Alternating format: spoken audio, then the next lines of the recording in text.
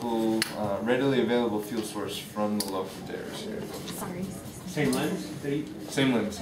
Yep. So What's the age of the lens? Built in 1867 in Paris, France. In service from 1870 to 1975. What's the one at the top?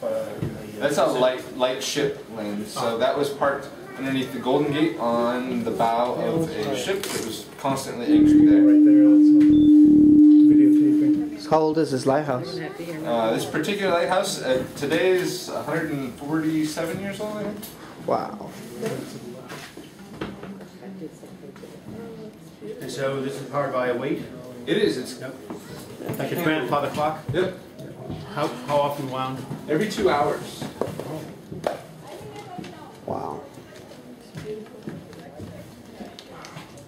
You're allowed to go upstairs? We keep you down. Remember this lighthouse? So the keeper had to get up every 2 hours? Every 2 hours. So they would have worked a half day. Half day to us sounds like a great deal, but it was a true half day. Half an hour before sunset to half an hour after sunrise. They were down here attending either to the light or the fog signal. Was it a crank up there? It is. So every 2 hours, a lighthouse keeper would have to attach the handle to the stem. Yeah. As they wound, it would turn the drum in the center. It's turning in the wire. This weight over here would race towards the ceiling. As it would hit the top and free fall back down, all the gears inside would turn to motion. So finally, the smallest gear in the back would actually rotate the carousel. A big, About 6,000 cuckoo pounds. clock. Yep, it is. So if we look up top, we see the light up there. Originally it was candle wick. 1939 changed to the electric bulb. But throughout the ages, it's always been the prisms up top doing the job, as opposed to this flat pane of glass that's letting light escape out in all directions, maybe lighting up a swath no bigger than this room. Those prisms up top are refocusing that light and pushing it 23 miles offshore. So it's really the prisms that are doing the work of the light up top. Wow. There's 1,032 individual hand-cut pieces of 3-inch royal glass up there. Royal glass meaning it was the purest, it was the clearest type of glass they could produce in Paris, France at the time. So is this originally a French? It is. Augustin Fresnel was a French engineer who revolutionized the lighthouse world by combining prisms into the lenses themselves. Wow. Incredible. So we're the windiest and foggiest on the western United States, believe it or not. Today's a perfect day. These are very few and far between. But when it's foggy, this light or the automated system can't penetrate throughout the fog. It's not doing any good for any of the mariners. So that's where the foghorn comes in. Today it's an automated electric tone, very similar to your car horn. It goes off every 30 seconds. Is that its signature? It is. So originally the fog signal would have been another 130 feet down below us. It was coal powered, so there would have been a furnace.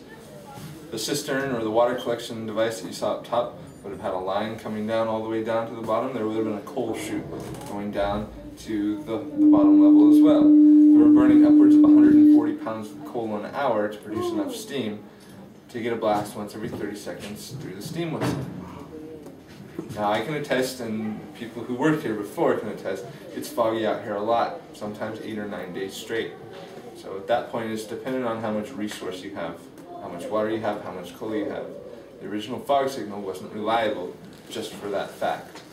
They would run out of coal, they would run out of water, and it's like, nah, you're out of luck. Sorry about that. So 1915 comes along, and they installed Doak gasoline engines.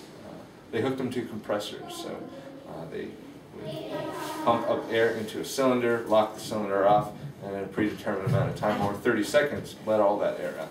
So it was a pretty laborless job, except for keeping gasoline to the engines themselves. How does the governor work? The governor in the center works as just like a governor on a vehicle or a governor on any engine. It doesn't let it over rev or over speed. So if you look down here, you see the two weights at the bottom, and you see the fans. As it starts to spin, centrifugal force pushes those weights out. The farther the weight gets pushed out, the more degrees of tilt you have on the two fans up top. So in essence, it's not letting it go any faster than it needs to get a flash once every 5 seconds for 1 second. This whole clockwork all the way up to the top is timed for just that. A mariner would see a flash once every 5 seconds for 1 second, and in foggy conditions they'd get a blast of horn once every 30 seconds. Those two together are warning mariners, hey, there's danger out here, don't run into us, but it's also a unique address for Point Reyes itself.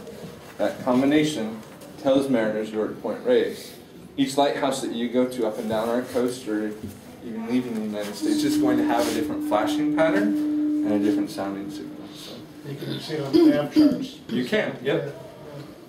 So that's how mariners would know where they are. So 1939 comes along, they finally run electricity out here, they take away the candle wick system, they put the incandescent bulbs up top, they bring up the foghorns from down below, place them in the building behind us. They're louder, they're more effective. At that time the Coast Guard takes over the U.S. Lighthouse Service. In 1975 they come and say, we no longer want to devote our people to being down here working on this aid to navigation, or what they deem ATONs, so they automated the system. That's what you see behind us. Still flashing once every 5 seconds for 1 second, still blasting once every 30 seconds, but it's constant. No manual labor required, it's just an automated thing. We're still here today just in case your GPS, your radar, your sonar, and all that stuff fail. We're basically the backup system. Wow. Thank you so much for sharing all this information. Folks, enjoy your afternoon. Thank you.